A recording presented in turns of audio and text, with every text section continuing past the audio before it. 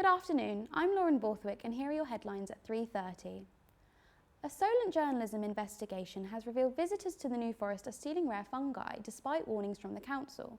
The Forestry Commission has brought in tough new regulations which could see people face fines or even jail time. Maciej Jaronski has more. The New Forest is one of the 15 national parks in Britain where the natural beauty and animal life bring visitors here all year long. But during the autumn, the woodland is flooded by mushroom pickers who take a vast number of fungi, and this is threatening survival of certain species. In a bid to protect the ecosystem, the Forestry Commission has introduced a new policy that prohibits foraging in the New Forest. So here in the New Forest, we do encourage people to come to the forest and enjoy the forest, but not to pick the mushrooms. And the reason for that is the New Forest is a really very special place. It has some of the most rare fungi that you can find in England here in the New Forest. Forestry Commission, in order to protect the rare fungi, has placed one of these signs to clarify their statement. But I witnessed that some people don't really think to obey this law, saying that the ban is directed for those who pick for the commercial use rather than for the personal one. What made you actually want to come here? Don't you know about the ban that was introduced by Forestry Commission? I know about the ban, but to be honest, I don't pick up mushrooms for the commercial picking, yes. I just do it just for myself, for my family, for my friends. So in your opinion, you don't think that you make damage to the environment? No, definitely I don't do damage in the forest.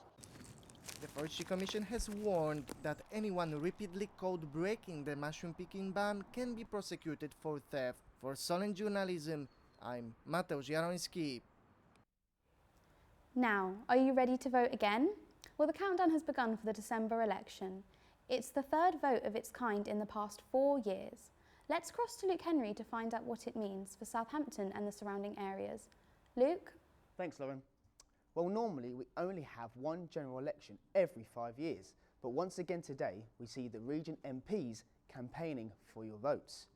Party leaders have been outlining their election promises ahead of the 12th of December, with Brexit very much on the agenda.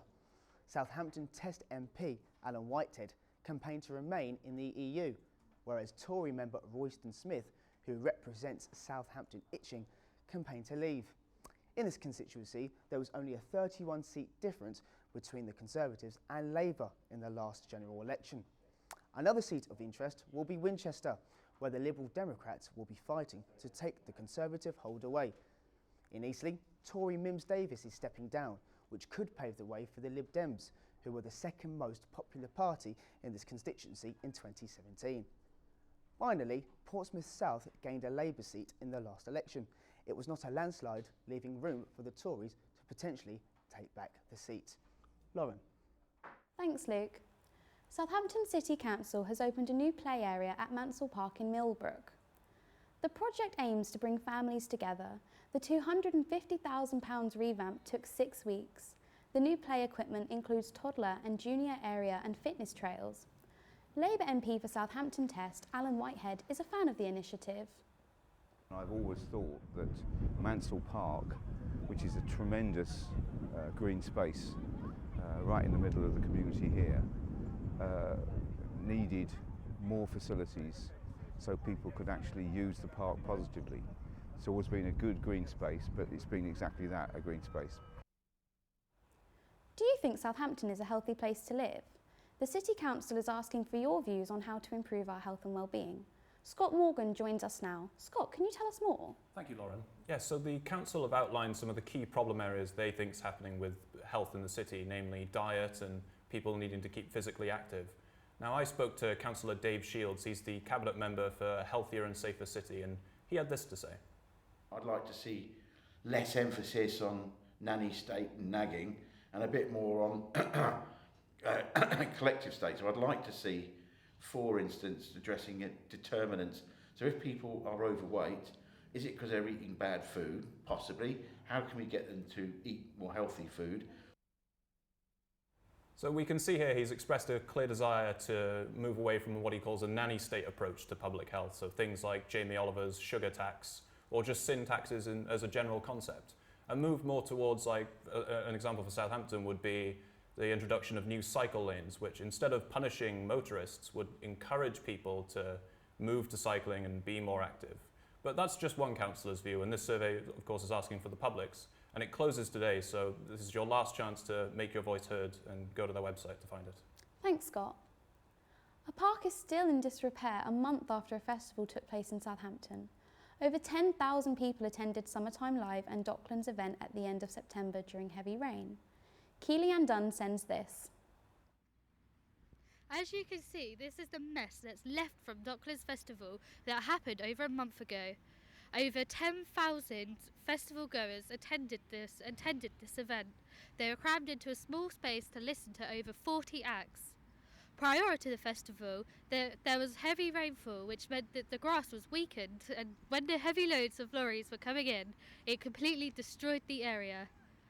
Just after the festival, this park was completely covered in mud. It was absolutely inaccessible. The council have said in a statement that the event organisers will be paying for the clear-up. An artist from Shirley has been placing mosaics around Southampton in a bid to brighten up the city. Will Rosie's designs include The Simpsons, Mr. Men and superheroes. It is quite a dull city. There's a lot. There is some great heritage here, and I'm not going to knock the city because there's loads of stuff that to be able to see. We've got the walls, we've got a lot of heritage, but I think we can be a little bit more, a little bit more like the continent. A volunteer group that aims to keep the streets clean has picked up 35 bags of litter in an hour. Bulletin litter team found rubbish including a tyre, a mattress and a broken pram. Over 25 volunteers have been helping to clear Bulletin High Street and are celebrating their 60th litter pick. Heading out trick-or-treating tonight? Well, Hampshire Fire and Rescue are reminding people to take extra care this Halloween. They're encouraging people to keep floaty costumes away from flames and use LED candles in pumpkins instead of tea lights. That's all from us for today. You can find all of our stories and more online. Head to solentjournalism.co.uk. Have a great evening and a happy Halloween.